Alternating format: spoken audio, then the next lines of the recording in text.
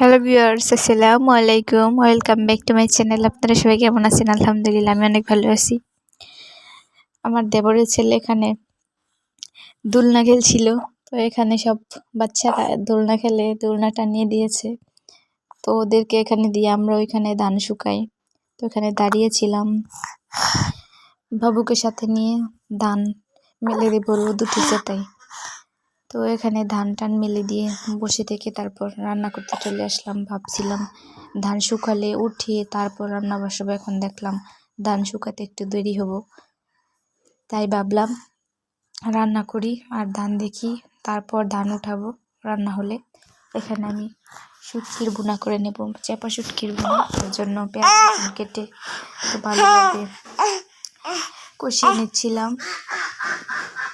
পেঁয়াজ রসুনটাকে ভালোভাবে ভেজে তারপর আমি বাটির মধ্যে হলুদ মশলা উঠাতে চেয়েছিলাম, কিন্তু ভুলবশত আমি পেঁয়াজের উপরে দিয়ে দিয়েছি।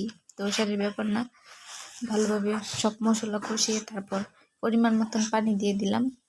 তো এখানে রান্না বান্নাও করছিলাম, আবার ওইখানে উঠে উঠে গিয়ে ধানও দেখে আসছিলাম, ধানগুলো কেমন হয়েছে। তো ভাবলাম শুকালে তো সমস্যা নেই, বেশি শুকাতে থাকো। তো এখানে রান্না করতে থাকি, রান্নার পরে তারপর ধান উঠিয়ে বাড়িতে নিয়ে আসবো। তো কথা বলতে বলতে আমার চাপা শুটকির বোনাটা প্রায় হয়ে গেছে, দেখে অনেক সুন্দর লাগছিল, মন চাচ্ছিল শুধু শুধু খেয়ে নিই। কীভাবে রান্না করে খান অবশ্যই কমেন্টে জানাবেন। আর আমার ভিডিওটি যদি আপনাদের ভালো লাগে তাহলে অবশ্যই একটি লাইক দিয়ে দেখা শুরু করবেন। আমার চ্যানেলটিকে সাবস্ক্রাইব করে দিয়ে আমার পাশেই থাকবেন, পাশে থাকা বেল বাটনটিকে অল ক্লিক করে দেবেন, তাহলে আমি ভিডিও ছাড়ার সাথে সাথে আপনাদের কাছে পৌঁছে যাবে। এই তো আমার শুটকির বোনাটা শেষ হয়ে গেছে, দেখুন কত সুন্দর কালার হয়েছিল, অনেক লোভনীয় লাগছিল দেখতে। তো এখানে আমি মাছ ভেজে নেব, পাঙ্গাস মাছ দিয়ে ডাঁটা আর আলু দিয়ে তরকারি রান্না করব। তো আমার এবারে পাঙ্গাস মাছ আর কিছু শিং মাছ আর কিছু গুঁড়া মাছ নিয়ে আসছিল, অন্য কোনো মাছ এই মাসে আনে নাই।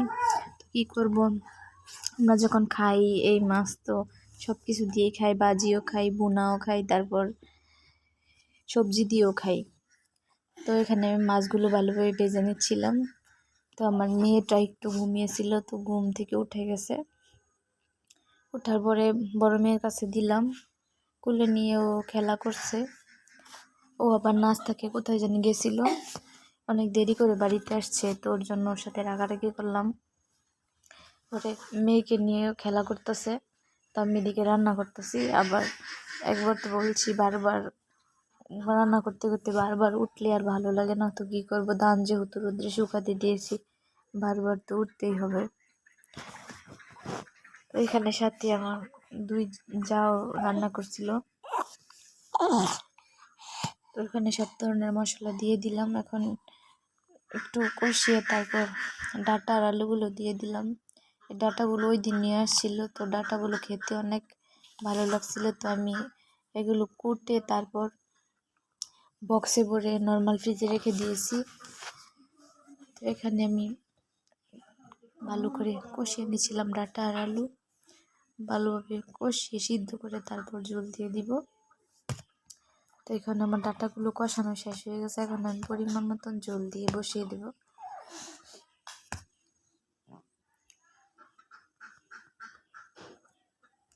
এই তো তরকারিতে বলক উঠে গেছে, এখন আমি মাছগুলো দিয়ে ভালোভাবে জাল করে নেব, জাল করে তারপর উঠিয়ে নেব।